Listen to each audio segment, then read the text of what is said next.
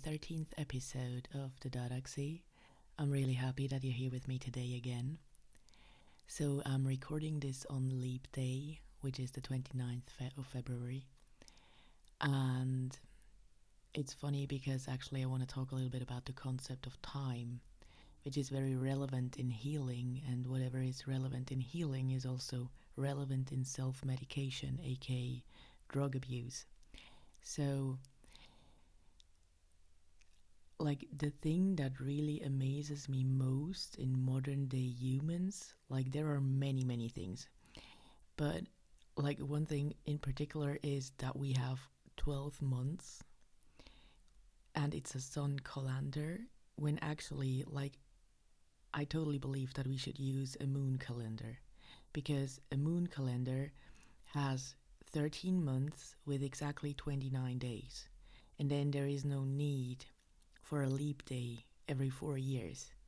So, like, whatever you think of time is, we are definitely out of tune with it. Yeah, that's just definite. And, like, from a physicist's perspective, and from my perspective as a spiritual being, time is an absolute illusion that only exists as long as you have a body, as long as you as a soul or as a chi project your energy into a physical vessel that moves through 3D space. Okay? I know that this can be very hard to imagine when you never had psychedelic experiences or when you never had spiritual experiences, but you have to imagine that, when you beam yourself out of your body, so before you were born or after you die, you are in the spirit world or the other world or the great beyond or whatever you want to call it. Yeah, even if you don't believe in it, that, like, the great beyond doesn't matter, like, doesn't care if you believe in it or not. You will be there, and you can be there consciously or unconsciously, but that's a matter of spiritual training and what you spend your life in physicality doing and what you spend your other lives before that life in physicality doing. So anyways, what I'm pointing at here is that from that point of view, when you look at matter, when you look at the hologram, which is Earth, which is very physical, which is very material, which is very real, like, I don't want to say Maya isn't real, but still it is Maya, it is an illusion. It is very real, but it's still an illusion. So when we want to have a physical experience, and that's what we are doing here, right? We are spiritual beings having a physical experience. So when spiritual beings want to have a physical experience, that only works if the concept of time is there. Like, if something pauses, yeah? Because the reality is that when we look from the great beyond on the hologram that is material reality, is physical reality, is planet Earth and all this stuff, we see that it's all at the same time. It's a spiral. I also have a YouTube video about this. So it's a spiral that's like spiraling out, and that's evolution. Yeah, like, the closest I ever came to God, like what I would describe as what I perceived as God, is like this massive river of energy. It's like a pulse, and it's full of colors and sounds, and it's so intense that you understand that its only movement is more expansive, is more to the front. And this is exactly what you see when you're outside of this hologram. You see that it's just energy circling in spirals. Yeah, and these spirals are we can call them lessons. But for the lessons to be learned in that physical school, we need to have a perception of time. There even is, I don't remember from which country it stems, but there is an ancient tradition that still says that in the beginning, when God created physical reality, there was no day and night. And because of that, the beings that inhabited that world, they had no sense for time. So the experience that he wanted to gift them wasn't actually possible to make. Yeah, so we need day and night to actually get a sense for the passing of time. Yeah, like our body aging from a universal or from the great beyond point of view is just like things coming into existence and then they vanish again. You know, it's like when you have a symphony and then there comes this one tone and it gets quite into the center of the symphony or of your attention when listening to the symphony, and then it slowly fades out again. That's what life is in physical reality. There is this symphony played, and each of one that's getting born has his own frequency that for the time that he lives inside of this hologram, which is a frequency, which is a symphony, he will add his own frequency or his own chi to that symphony that is being played, and it will influence some parts of the symphony, and the symphony will influence some part of their frequency, and then they will fade again, and that's all that happens. Yeah, and like if you ever listen to music that's like really deep and really vast, you understand that you could play it forever. Like the only reason that it has a beginning and an end is because we are humans and we need to sleep. So the musicians couldn't play it forever.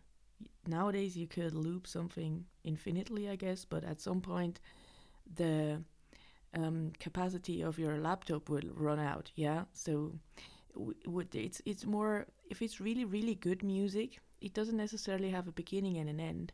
It's like this ongoing flow of symphony that moves with what's happening but still stays true to itself. And that's exactly what physical reality is. So to get all the teachings that are inhabitant, so to speak, in the physical school of reality, we need to experience being a baby. We need to experience growing up. We need to experience being grown up. We need to experience growing older and slowly vanishing into the unknown again. Yeah? And all of this is only possible if we have a perception of time. Although this time doesn't exist outside of this bubble, outside of this hologram. So, the reason I went into this is because it felt quite accurate to record this today. And also because what I spoke of in the last episode about your life being this palace, and every day might be a room, and every year might be a new floor in this palace that you build, and that this palace is your body also. So I call this concept the body time palace. And to me, this understanding of time comes much closer to what time as a teacher tool on planet Earth is. Yeah, as long as time is something that we measure by mathematics, so to say with numbers, it is not really an experienced thing. And like the more science studies this, the more they understand that most probably the universe works more in kairos time than in chronos time. So the Greek had two words for time. One was chronos, so that was the time that is measured, and the other was kairos, which is the perfect moment for things. Yeah, and like when I measure myself against chronos, I might say, oh, I'm 36 soon and I didn't achieve that and that and that in life, so it's soon too late or whatever, you know? So that would be measuring my individual experience against the chronos. When I measure my individual experience against kairos, I look at, oh wow, I'm almost 36 and I already healed so much of my ancestral trauma and intergenerational trauma. And like in my time, in my building of my palace, I'm in the perfect time always. So when I focus on chronos, which I also identify with the sun calendar, which is like it's not intuitive. It's not logical. Yeah. Um, for sure, we can still count it on the knuckles of our fingers because it's all connected. But still, the moon calendar would be way more intuitive and logical. Also, from a female point of view, where we are really in tune with the moon cycles, with our hormones. So, anyways, this concept of time and understanding what time is for me and how I interact with time can help a lot in understanding um, where we are in our lives, where we want to be. And another thing with time is that because everything is right now, yeah, I talked about ancestral trauma in the last episode, and that, like, if you have that in your system, you kind of build your very foundation, or even the material that your palace is built of can have trauma in it, which is actually still affecting you because time only exists in the individual experience. So, whatever your ancestors didn't have the capacity or the space or the loving environment to look at and to heal, is still echoing in your palace. And that's why so many people nowadays look at their lives and they think, like, oh, nothing went wrong. Like, what I shouldn't be feeling what I'm feeling, or I shouldn't be having what I'm having, that being like mental health issues or other physical health issues, because it's not related to my story. And in, I would say, 99% of these cases, it's because it's a familiar story. It's about something of the family, something that needs to be cleared there. And like whatever we hear inside, no matter if it's like a massive anxiety or fear of losing things, although we never lost something, these are all echoes from the past. They are echoing through my palace from my ancestors, yeah? And the thing is, like, we see that drugs that have a dissociating effect are way more addictive than drugs that have like a very connecting effect.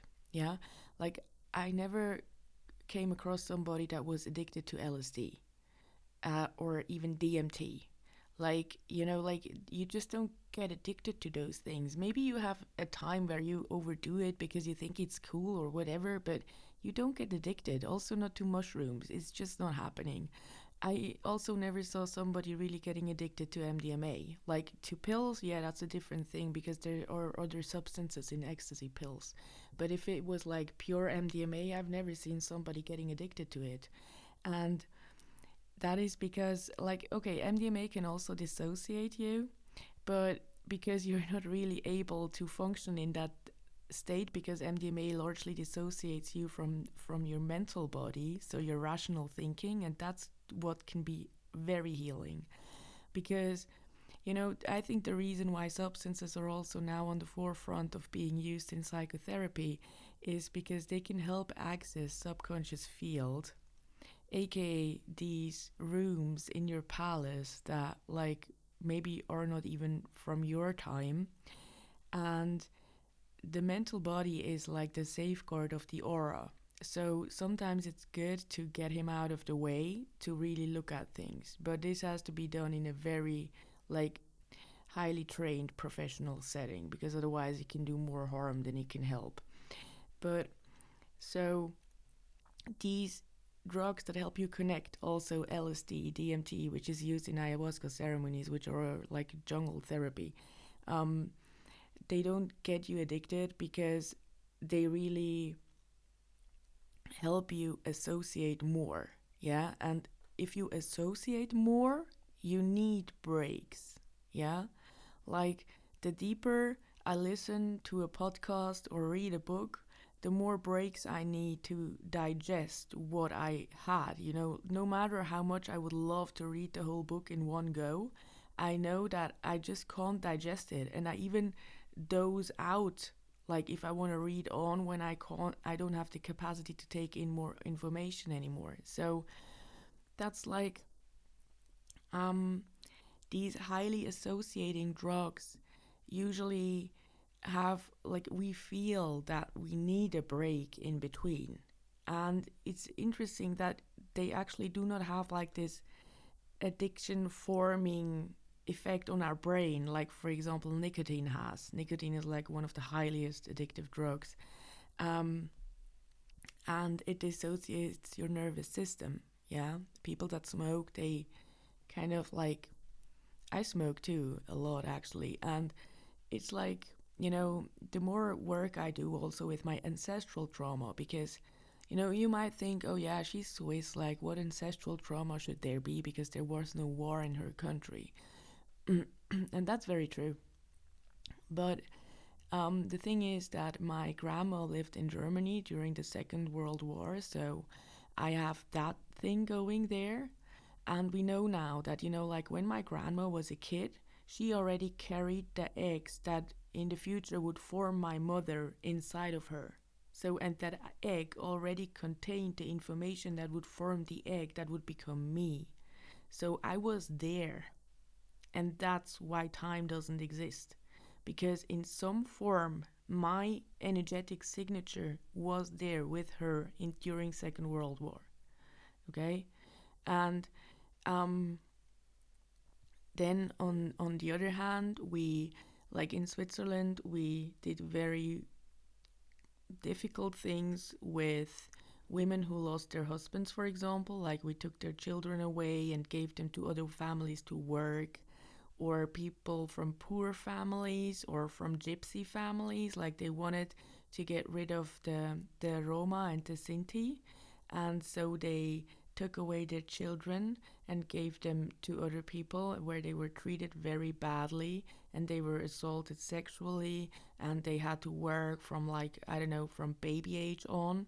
So we have a very, very, very dark past in Switzerland, and because nobody ever confronted it, it's like there is such a big threshold of pain. And if you have this in your family, which I do, um, it can cause a lot of pain inside of you that you don't necessarily know where it comes from. And the more I clear that, the less I smoke. It's really interesting. Like the less nicotine I need to be here. Because like these things let go of me. Yeah? I was born into this. It was never mine. But it was mine because I was born into it, right? So yeah, it's kind of like, I believe in the people that like do the healing work, and we all do in some way. Is actually that, let's let's take this symphony example again. Yeah, like that Earth is this hologram which is actually a symphony. And when a soul is born into the symphony, it kind of emerges and it has its own very pure frequency because it comes directly from source, right? And it comes into this world, and we see that with newborn childs how pure they are, no? And then the symphony that was already there in the family, it gets kind of patterned over them. Yeah, they get glazed in this pattern. And then by maybe even losing their own frequency and finding it again and doing the healing work consciously or unconsciously, just by being here and being that frequency, embodying that frequency, the work is done. Yeah, like the healing partakes because this new frequency was put into the symphony. That's just my way of looking at it because I think it's very beautiful. So I talked a little bit, like, I think that's the reason why, like, all the drugs I mentioned now that are not dissociative or not like in a way that makes you addicted are actually the substances that are now tested for doing psychotherapy with. Yeah, like nobody is testing if you should do psychotherapy on cocaine or on alcohol because that's just not like the way to go. I also think like there are other ways of using THC or weed or CBD than in therapy, like in mental therapy. CBD might be an exclusion from that because it can really help you to soothe mental pains. But yeah, like the what I wanted to talk about today also, or the substance I chose to talk about today, is alcohol, because it's so widely spread that a lot of people do not consider it a drug anymore. Like it's like just not in that field, just like nicotine. And I don't think that's correct. Just because you get it everywhere doesn't make it less druggy, doesn't make it less of a substance that changes your behavior and changes your mental states and emotional states. And I actually believe that so many people are addicted to alcohol because um, alcohol takes out the spirit. Like, I think I mentioned that in an earlier podcast that when I make an essence of flowers, for example, yeah, and I want to take out the energy of the flowers, I do that with alcohol. I put the flowers or whatever, the berry, the apple, even if I want to do liquor, yeah, I put that in alcohol, and then the alcohol takes out the essence of the flower, for example, yeah. And the exact same thing happens with us. It takes out the spirit, it takes out the chi, yeah. And that's why it makes us very, very open to energies that should be outside of our system, but they can get inside with alcohol when we ingest too much alcohol. That's why sometimes people get really ragey and stuff when they drink. um and I don't say that it's not their fault, right? But or like, but I like, I don't know, I don't like to judge people that have an addiction problem, because it's a sickness, and it's not really a lot of talk about this sickness, and we usually blame the victims because we think they could have decided otherwise, and I'm not sure that they could, because for me, like, when when I was a teenager, everyone told me that the weed is like the beginner drug, and then you will do more crazy shit and stuff like that. But to me, it's alcohol, and it always was. Because, like, even today, like, if I want to be really sure that I don't do stupid things, I can do a lot of shit, but I can't do alcohol. As soon as I do alcohol, my system of decision making changes. And I see that in all the people I know. Like, we know it, and when you're old enough, hopefully you know how to work with it so it doesn't work against you. But I have to be very careful with alcohol, especially with hard liquor, because as soon as I go one shot, like, maybe my whole decision making for the night and even for the next day changes. And that's like if you have certain things that maybe you want to embody or that you want to work towards, that's not always really helpful. And I believe that the reason why alcohol is so popular is because it quiets those echoes in the body time palace of the ancestors. And it's actually that a lot of our ancestors were addicted to alcohol and nicotine as well. So it's a lot of times it's taking over that mechanism. And people that do not take over the mechanism of alcohol from their parents in our ancestry, most often they, like, for example, eat too much sugar, like way too much, or they eat way too much in general. So there is always, like, substance doesn't always have to be mind altering substance, although I believe that everything that we overdo in the end is a drug. And um, everything can be, yeah, like being in love or like falling in love can be a drug too. I've been addicted to that one as well. And so, yeah, like just different states of being can be a drug. Yeah, like if you stuff yourself with food and then you feel really good because you ate all of that stuff, or you feel good you're doing it, and maybe not afterwards, but you feel good. You're addicted to that feeling. You're not addicted to the food. And most of times we're not addicted to the substances. We're addicted to the feeling that they give us. And most of the times they gave us that. When we're addicted, like fully addicted, most of the times the substance doesn't give us that feeling anymore that we are addicted to. That's why addictions get worse and worse and worse. Um, and yeah, I believe that the only way out of it is by really informing ourselves and understanding why we do what we do, and understanding that there are a lot of people doing what we do. We're not alone with it. And there's a lot of help out there.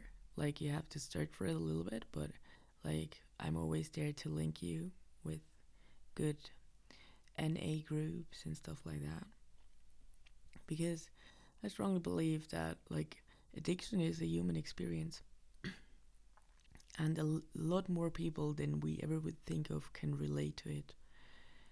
And yeah, so what I wanted to say also about alcohol is that um, the reason why it's so dangerous to mix alcohol with ketamine or opioids is exactly that. It takes out the spirit, because opioids affect the astral body. So they kind of knock out the astral body, and you feel like you're in your mother's womb again. Also, your mental body is very uh, low in working, so to speak. And you're just happy and content and not really thinking about anything else. And when you then take the alcohol into the game and you overdo it, it kicks out your spirit completely out of your system. And what that means is you die. Yeah, for sure we find physiological reasons, but like a heart attack or something. But in the end, that's what happens. From a spiritual level, that's what happens. And the same with ketamine. Like, ketamine pushes the astral body, but it takes you out so much of your physical body. Like, I've literally seen people fall out of their bodies from the energetic point of view, where like they were still standing, but their whole aura was lying on the floor because of ketamine. And then if you drink alcohol in that state, and like the only body that's actually still kind of working is the physical one, and you, because the astral body carries you to the afterlife. Yeah, so if you only have your physical body and your astral body left, that's not a lot of anchor. And then if you take out the spirit out of the physical anchor, what happens? You die. And it's like, for sure they say it's because of a heart attack, but in the end what's happening is that you the rhythm, it doesn't have a vessel anymore. And if your frequency doesn't have a vessel anymore, it will go back to source. It will go back into the great beyond. So that's why I believe that, like, doing substances always is like a call for more freedom, for more maybe integrity, for more healing, more lightness within the system. Um, but it's a very like thin line between more lightness and the absolute lightness, which is death, and more lightness and the absolute heaviness, which is addiction. So I believe having like an open discussion on these things and really understand, I'm giving you the spiritual point of view because I see everything from that point of view. And so for me, it doesn't make sense to talk about it from another point of view. But there are many points of view we can take on this subject. And I believe by just saying that's a taboo and we don't talk about it because you just don't do drugs, mate. I think that's very difficult because we all do them. We all have our addictions. Like, even if you just consume sugar, you do something that's mind altering. And like, not talking about it and sweeping it under the rug never helped with anything. Never. So, like, looking at these things and not like judging them and just like making everybody like, like the victim and the person that victimizes is kind of difficult. And I think especially like in Western societies, we maybe, or in European societies, we maybe not talk about this so much because people can afford their drug consumption. So it's not that people necessarily take much less drugs than anywhere else. It's just that they can finance it. So you don't see homeless people on the streets because of the drug abuse that they are doing. And they can afford more expensive drugs. So they're addicted to cocaine, which doesn't harm you as quickly as methamphetamine will or crack will, for example. So I believe that's actually not a good thing, like maybe as an addicted person you think it's a good thing that you can like hide it so well, but I think that's actually the biggest problem. I believe that most of these managers that die from heart attacks with 35 or 40 is from cocaine, because they wouldn't never be able to live to work that much without the cocaine before they died. So like I don't know, like not seeing the problem or being able to just talk it away makes the ones that have the problem struggle much more. You know, like, okay, we have this opioid crisis in America, but we all know about it. So we have to talk about it. They have to confront it. I don't know how they do, but you know, like it's not possible to just sweep it under the rug. Where here it still is because of money, because we can finance it. So when I reflect on this subject, a lot of times this sentence comes to my mind that the lost will be the first, you know, and I strongly believe in that. Like, I don't know how you stand towards what happened during the pandemic. What I stand for is that we all got traumatized, no matter what we did to our bodies or didn't do to our bodies. And like, I didn't get vaccinated, and for me, it's a poison. So when I look at all those third world countries that weren't able to afford the medicine, so they actually taught their people how they can work when they have COVID, like what medicine to take, what tea to drink to maybe not get it, you know, like doing it the more natural way, still with medicine, but the more natural way than a vaccine that wasn't really tested, was it? I strongly believe that those will be the healthy nations in like 50, 60 years because they didn't have the money. They had to confront their problems in a different way. They didn't have the money to just buy the solution, because oftentimes when we buy the solution or we are able to finance our addiction, it's the same thing. It will fuck us in the ass really hardcore at some point, because we have so much time of not looking at it, and it just grows and grows and gets more demonic and more demonic and more hateful and angry.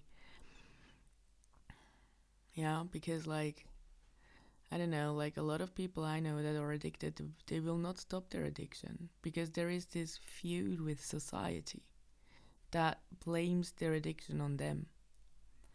And yeah, so I have a lot of thoughts on this subject, I know. And like, because I mentioned it now, like I'm not judging, you know, like for me it's like whatever your body told you to do during the pandemic is what you needed to do. But I also strongly believe that there was a lot of propaganda, like a lot of propaganda. There was a lot of fear mongering. And I not I do not agree with not talking about it anymore, because we are all traumatized one way or the other. Yeah. We were all like our freedom was taken away, and nothing was ever apologized for. Like in Switzerland now, the official government says that you should not get vaccine because it's dangerous and it can make you sick. But nobody talks about that. And you know, I'm not a person that wants to scare anyone. I don't want to make anyone afraid that got a vaccine, but I think like if they say that it's dangerous and it can make you sick, they should actually right now not finance another war in the Middle East, but rather finance studies on how to heal this shit again. Yeah, but just sweeping it under the rug, here we are at the subject again, not talking about it, and just like leaving everything in the mental chaos that they created is not okay. It's totally not okay. And it creates a lot of issues that will be visible, like they are already visible because so many people get sick now, but they will be more visible and more visible within the next 10 years. And again, like we are here now. Everything happened the way it happened. So I don't believe in blame. I don't believe in judgment. I don't believe in we should have done it any other way because we can't go back. that's why time also can't really exist, right? Because we can't go back. It's like it happened. It's there. It's in matter. Yeah. So um what we can do is like, where do we go from here? Do we really take this like collective trauma that we all have and we continue treating it the way our ancestors treated their trauma, and we just sweep it under the rug, although it affected every one of us? Or do we take a different path? And not about like discussing who was right and who was wrong, because it doesn't matter. The thing is that we are here right now, and a lot of things happen to us.